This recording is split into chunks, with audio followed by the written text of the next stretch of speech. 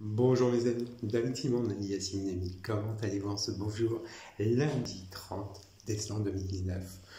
Vous avez passé un excellent week-end, peut-être vous entamez la deuxième semaine des vacances de fin d'année, préparation des fêtes de fin d'année à Saint-Sylvestre. Soyez le bienvenu. Aujourd'hui, on va poser beaucoup de questions. Alors, j'ai trié beaucoup de questions sur LinkedIn et mon compte Facebook, réseau social. Donc, on va traiter sur des sujets jurisprudence et sportifs. Voilà. Alors, on commence dès le départ. Dès le départ, mon compte LinkedIn est consulté. Cabinet par le secteur du cabinet de recrutement Capital Ressources. Le secteur de l'assurance, Chubb Assurance, le groupe AXA Assurance, agent mandataire AXA Assurance. J'ai travaillé en tant qu'attaché commercial chez Groupe Prévoir et ancien force vive, attaché commercial, groupe MMA Conseil, groupe Covea, attaché commercial, service financier. Voilà. Donc, à partir de ce moment-là, elle est dans le secteur des métaux et mines au groupe OCP.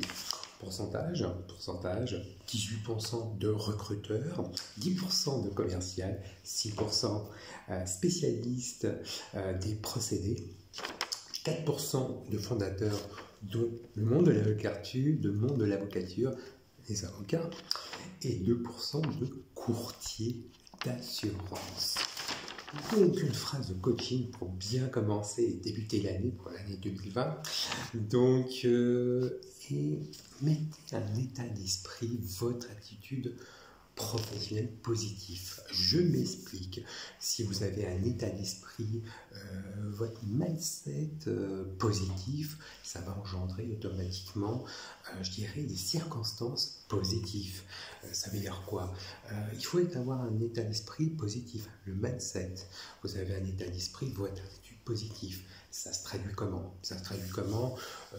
Dites bonjour, souriez, une certaine bienveillance à l'égard de votre proche, de votre famille, de votre épouse, de vos enfants, de votre fille, de votre fils. Donc vraiment avoir une...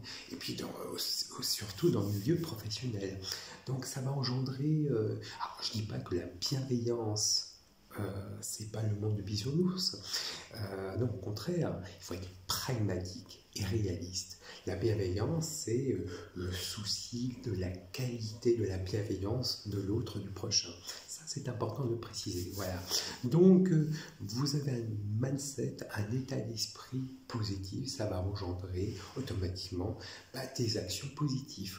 Automatiquement. Voilà. Pour cette phrase de coaching, pour débuter l'année 2020 en toute, je dirais, en toute sérénité, en toute positif et optimiste. Voilà. Et surtout en bienveillance. Alors, on commence dans le vif du sujet, directement. Une question de Bertrand. C'est sérieux, Yassine, c'est un divorce contentieux avec manipulation et chantage dont tu es la victime. Que pensent les acteurs judiciaires? Alors oui, Bertrand, oui. Alors, déjà... je prends quand même des précautions oratoires en termes des acteurs judiciaires ayant été surveillants pénitentiaires, stagiaires émanuellement les Croisettes, donc j'ai réussi quand même un concours d'État. Voilà, donc il faut prendre quand même la mesure concours d'État.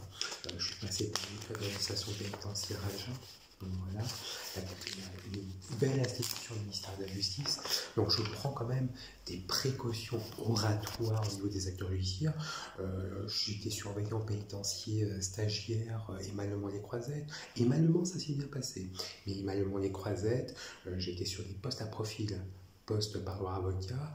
Donc j'étais victime agression à caractère discriminatoire lorsque j'étais surveillant pénitentiaire stagiaire émanuellement les Croisettes, donc où je côtoyais les acteurs judiciaires, magistrats, policiers nationaux du Mans, gendarmerie nationale, donc je prends comme et des magistrats, des auxiliaires de justice, huissiers, avocats, je prends quand même des précautions oratoires donc par rapport aux acteurs judiciaires.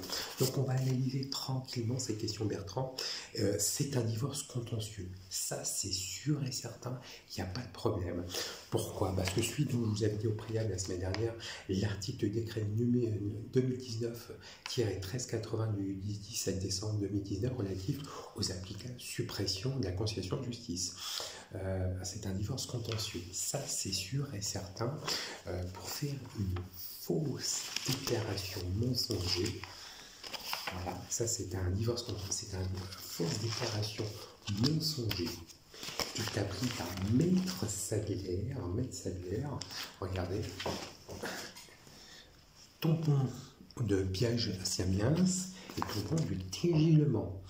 Donc, alors, je prends encore un exemple, tout j'irai plus tranquillement, avec une certaine sérénité, avec un certain recul, ça c'est important de le préciser. Lien de parenté et d'alliance, Madame d'Estrée-Péchard avait indiqué que je n'avais pas rentré la famille royale marocaine, britannique, espagnole, à Montreuil-Arpel. Lorsque j'étais marié à mon ex-épouse dans la réalité. Si. Donc, nous étions, elle était, Madame Robert et Madame d'Estrée, elle était, Madame d'Estrée est la marraine de ma fille Inès. Et dans ces deux-là, elle travaille chez Covey Fleet, juriste à Covey Fleet, dont j'étais aussi commercial, un des forces de vivre de Covey Fleet. Attention, marraine de ma fille. Donc, marraine aussi, témoin de mon mariage. Voilà. Vous observez Madame Valérie d'Estrée, sinon les bancs du mariage. Moi, David Simon, ici, David Simon né Yassine Nami, accompagnant mon ex-épouse Laurence Vérité, ex-Simon. Voilà, le 4 octobre 2003, l'hôtel du Ville du Mans. 4 octobre 2003, voilà. Donc, voilà, moi, David Simon né Yassine Nami, Madame Laurence Vérité, ex-Simon, 4 octobre 2003, et Madame Valérie d'Estrée apportant les alliances. Le jour de mon mariage, 4 octobre 2003, à l'hôtel du Ville du Mans. Voilà. Donc, elles se connaissent. Moi, j'ai connu mon ex-épouse quand j'étais vendeur sédentaire chez Boulanger. J'étais un vendeur sédentaire chez Boulanger. J'étais connu, très connu, chez Groupe Léger, vendeur sédentaire chez Boulanger. J'ai connu mon ex-épouse là-bas. J'étais un vendeur sédentaire. J'ai commencé mes expériences professionnelles en tant que vendeur, et la plateforme juridique Covey Fleet, voilà, on avait fait des sorties entre amis à Laval en Mayenne. Donc vous voyez Sylvie Vitas, moi David Simon, né Yassine Nami, où je m'appelais à l'époque Yassine Nami parce que j'avais pas changé mon nom, mais c'était à Laval. Alors je vous dis pas c'était quand ça, donc il n'y a pas la date. Voilà, ça c'était en 2000, 99-2000, voilà, et une ex-collègue, Stéphanie Blazuta, voilà, plateforme juridique, Saïm, voilà, donc je connaissais automatiquement ses amis, donc vraiment lien de subordonné automatiquement, au cas, non, on était amis, collègues, amis, témoin de mon mariage, témoin, et je connaissais automatiquement son ex-mari. C'était quand même assez fort de café. Donc je peux vous assurer que quand vous voyez, regardez, je vais vous donner. Hop, là, on avait fêté notre mariage au mat de feu. Voilà, je ne vous cache pas. C'est du C. Là. Et ben voilà. Et ben écoutez, regardez. Moi, je ne vous cache pas. Voilà.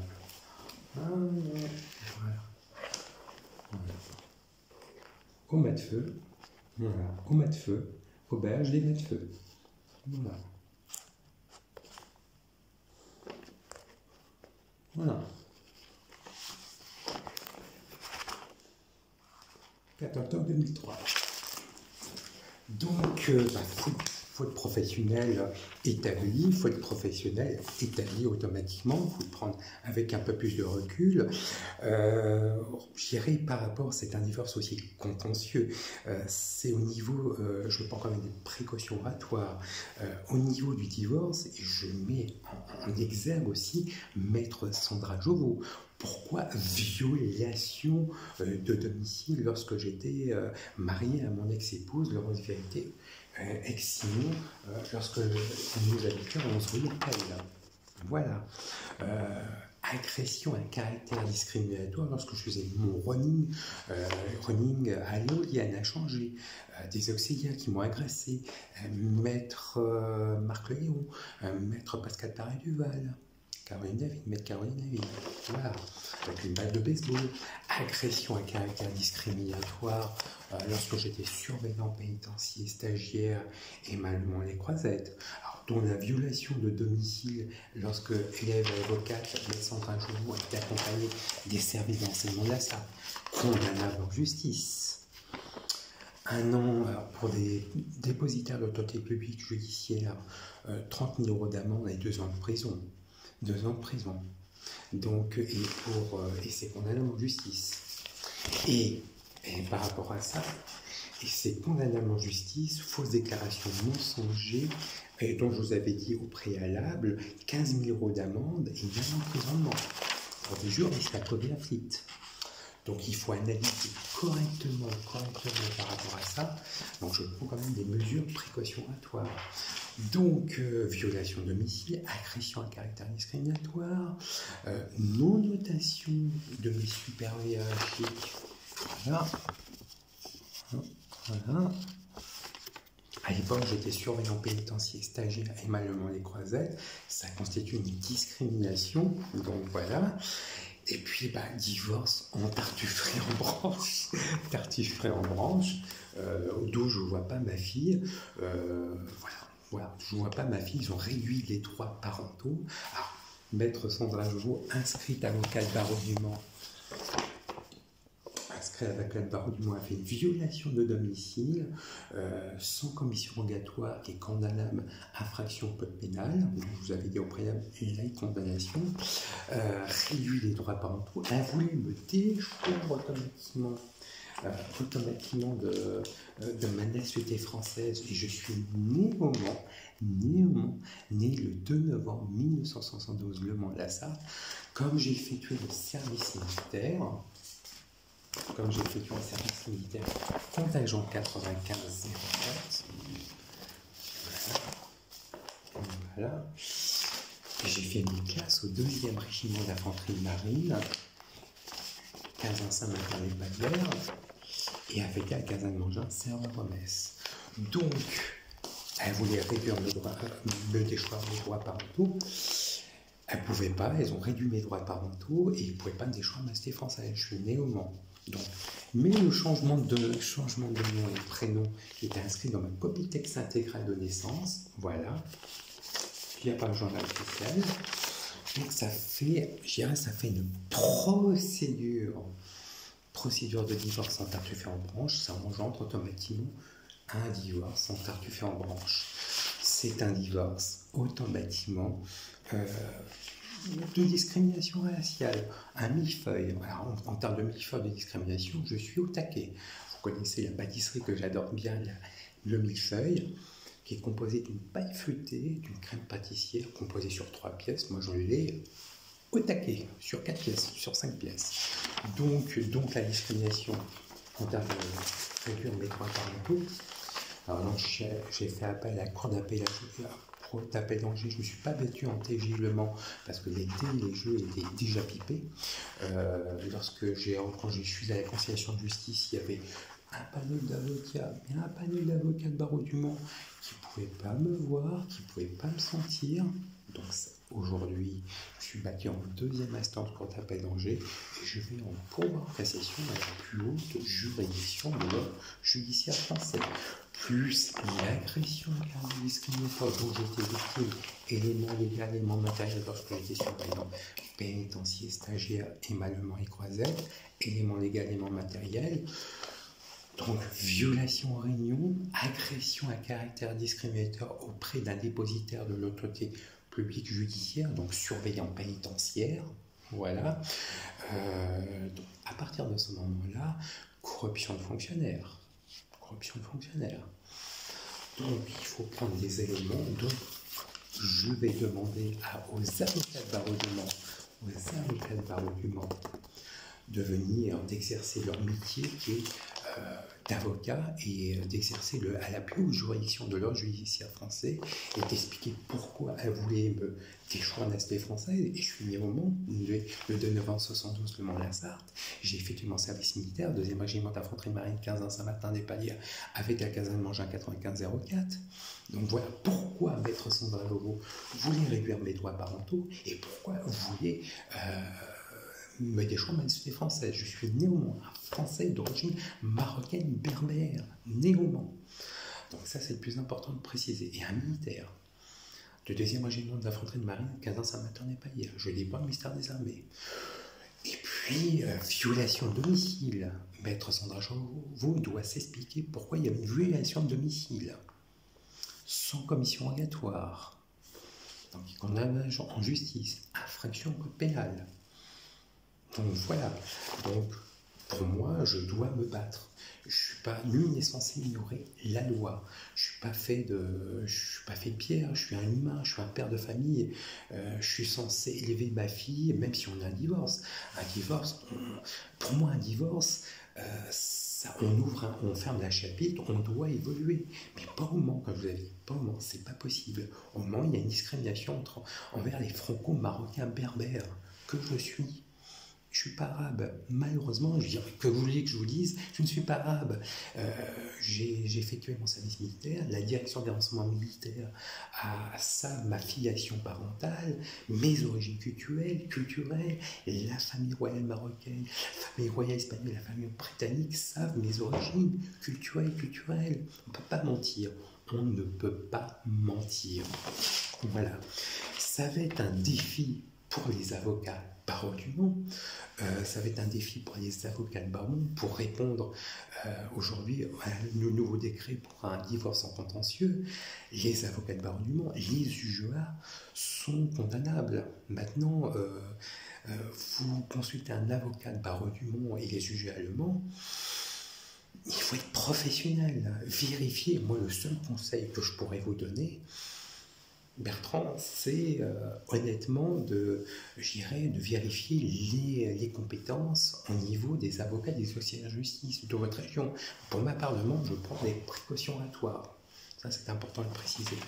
Et puis, les agresseurs où j'habite actuellement, l'entourage de ma salutation, j'habite au 21 rue Hippolyte Cornuet, appartement 60, je peux vous assurer...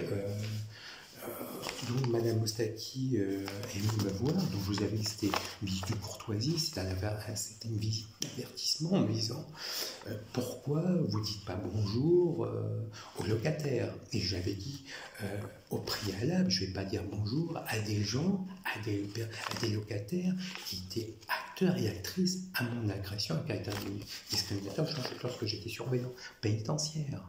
Il ne faut pas être sado, pas être sadomaso, déjà dans un premier temps. Et puis, deuxième temps, j'avais dit à Madame Moustaki, de mon habitation, qu'est-ce que vous me proposez en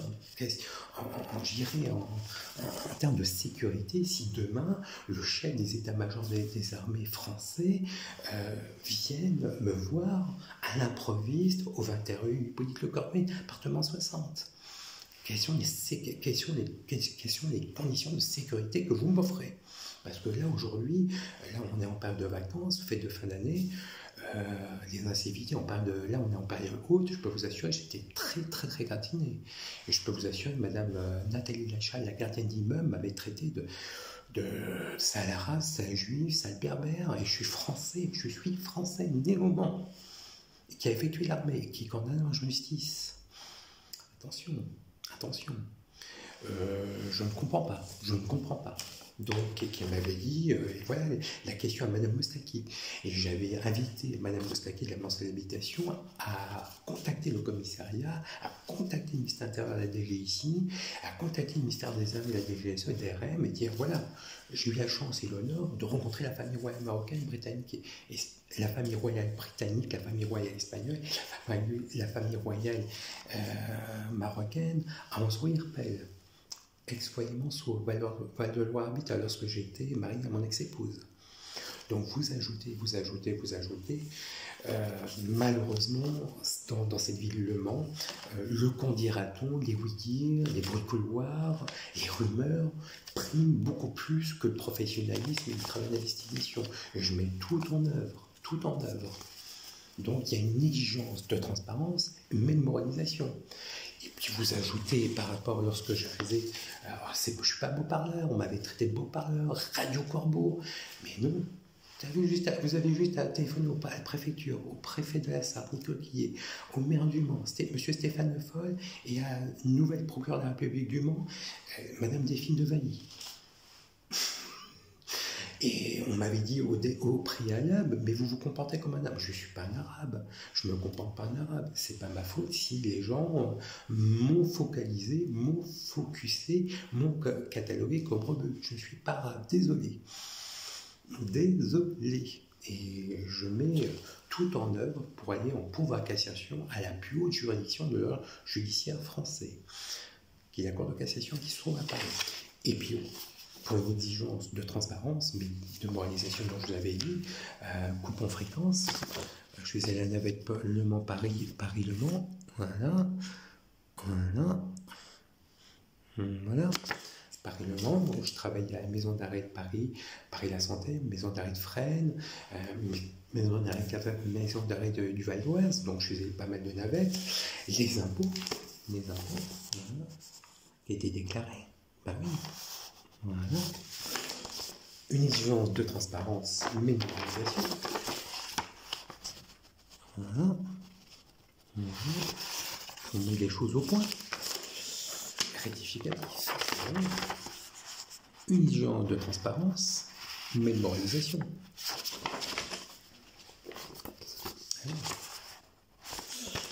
Donc, ben voilà, une tartufferie en branche.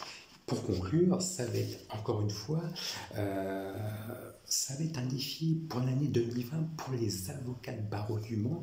Je dirais, il y a un devoir de codéontologie pour les avocats, les UG allemands, envers les magistrats, envers les acteurs judiciaires, gendarmerie nationale, police nationale, donc, et les avocats, et les juges. Il y a un code de déontologie. Pour faire une fausse déclaration de messager pour un divorce, on n'était que locataire. Que locataire.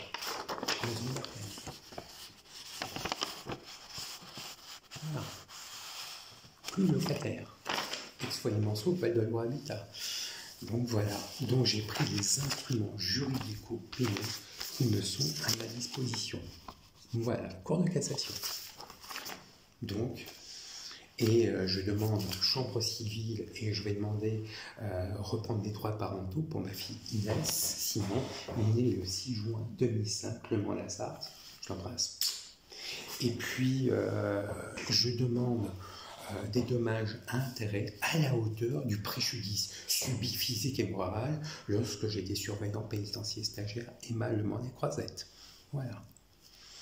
Donc, nul n'est censé ignorer la loi. J'ai pris les instruments juridico-pénaux qui me sont à ma disposition. Voilà. Voilà, Bertrand. C'est une question assez longue, mais ça mérite clarification. Une clarification qui mérite son importance et c'est important de le préciser. Voilà. Deuxième question de Soufiane. Qu'est-ce qu'une jurisprudence? Jurisprudence, alors oui Soufiane, une jurisprudence dont j'en ai parlé la semaine dernière, c'est un ensemble de décisions juridiques qu'elle constitue une source de droit, principes juridiques qui se dégagent d'un droit coutumier. Alors je m'explique, réellement je m'explique. Ayant été ex-salarié de l'État régalien, ex-fonctionnaire de justice ou le corps d'administration pénitentiaire, ex-fonctionnaire de justice, ministère de justice. Donc je vais m'expliquer. L'ex-juriste dont je suis, la jurisprudence est une source de droit. La loi est parfois incomplète. Donc les juges doivent trancher et décider d'une règle de droit. Voilà, ni plus ni moins que ça. Et c'est issu d'un texte interprété de ce texte qui est adapté. Voilà, ni plus ni moins que ça. Voilà, si je peux répondre à cette question, Sofiane. Troisième question, faire du sport. On m'a dit tous les week-ends, je fais pas mal de sport. Alors, marche nordique, j'ai 47 ans, je fais un peu de marche nordique, gym fit, endurance, à refaire du sport, pour pratiquer un sport, quelle que soit la discipline sportive, ça donne la confiance en soi, une capacité aussi à endosser la masse musculaire, faire chuter la tension, je dirais, cholestérol et artérielle. Je dirais, permet de déstresser. Prévenir les maladies, renforcer l'organisme, améliorer la concentration, augmenter l'endurance et le plus important, et rend heureux, happy. Voilà, et pour conclure, je vais citer une phrase de Winston Churchill, qui était un homme d'État britannique du XXe siècle, un ancien ministre du Royaume-Uni du XXe siècle. Un pessimiste voit la difficulté dans chaque opportunité, un optimiste voit l'opportunité dans chaque difficulté. Winston Churchill, un homme d'État britannique du XXe siècle. Moi, pour ma part, pour conclure, et pour un petit peu apporter une touche, soyez optimiste, soyez à l'écoute et pragmatique à chaque opportunité. Dans tout cas, je vous remercie de cette sollicitude, de cette écoute. Je vous embrasse. Passez une excellente journée, une excellente semaine, de belles vacances de fin d'année. On se retrouve en 2020. Tous mes vœux de bonheur, de réussite. Et dans vos projets, c'est le plus important. Et on se retrouve en 2020. Je vous embrasse. À très bientôt.